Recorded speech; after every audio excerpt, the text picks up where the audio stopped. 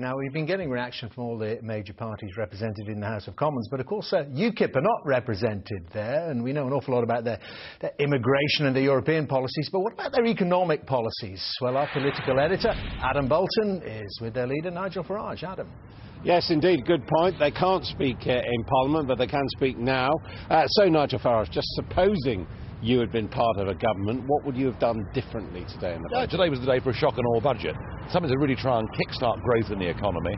And actually, if you look at it, it's a very neutral budget. Not much has been done. There are no proposals to really cut back on government spending. And bear in mind, at the end of the 5 years of this Parliament, the national debt will have increased by 45%. Well, they've reckoned they've saved considerable billions extra in government efficiencies, and that those are going to be put towards stimulating the economy. They're borrowing £114 billion this year more than they're going to earn. You know, that is adding another 10% to the size of the overall national debt.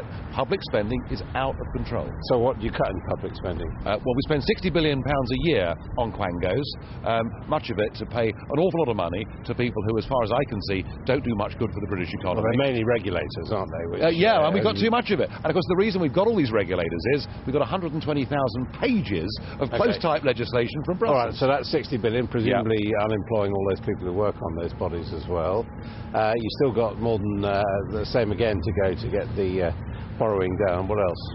Well, we could, for a start, not be paying away vast sums of money, £50 million a day to the European Union. That's another 1%. Huge amounts of money spent on foreign aid, not going to the right targets. But we've got to start creating growth. And what I want to see is a budget where we don't just cut government spending, but we cut taxes too. Put money back in people's pockets and get them out there in the high street spending. Well, I think everyone would like to see that, but the question is it affordable? And it isn't, is it? Well, you sometimes have to gamble a little bit. But, you know, to carry on as we've done, I mean, today was George Osborne's 4th budget.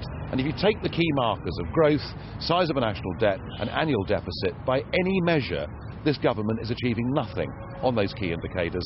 And I think to have raised the tax threshold to 10,000 is a step in the right direction. But actually, why not go further? Why not go to 13,000?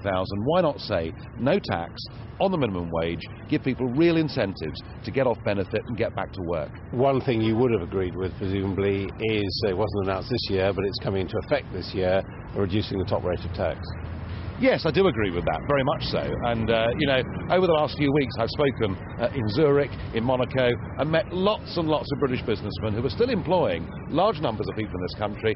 I'd much rather those people were here paying UK tax rather than living somewhere else. But those businessmen are getting something, aren't they? They're getting corporation tax coming down, and they're also getting, particularly small businesses, this £2,000 forgiveness on their national insurance. Yeah, well, that's a very good thing, and I certainly applaud that. That's a big step in the right direction. But on corporation tax, you know, the Irish have got corporation tax down at 12.5%. You wouldn't swap our economy for theirs, though, would you? No, you wouldn't. But what you would swap is the amount of foreign direct investment that has come into Ireland over the course of the last 25 years as a result of low corporation tax. And we keep moaning about Starbucks and all these companies paying their money in Switzerland. That's because the Swiss have a much lower corporation tax rate. And really, what's happened today on that, it's just fiddling at the edges.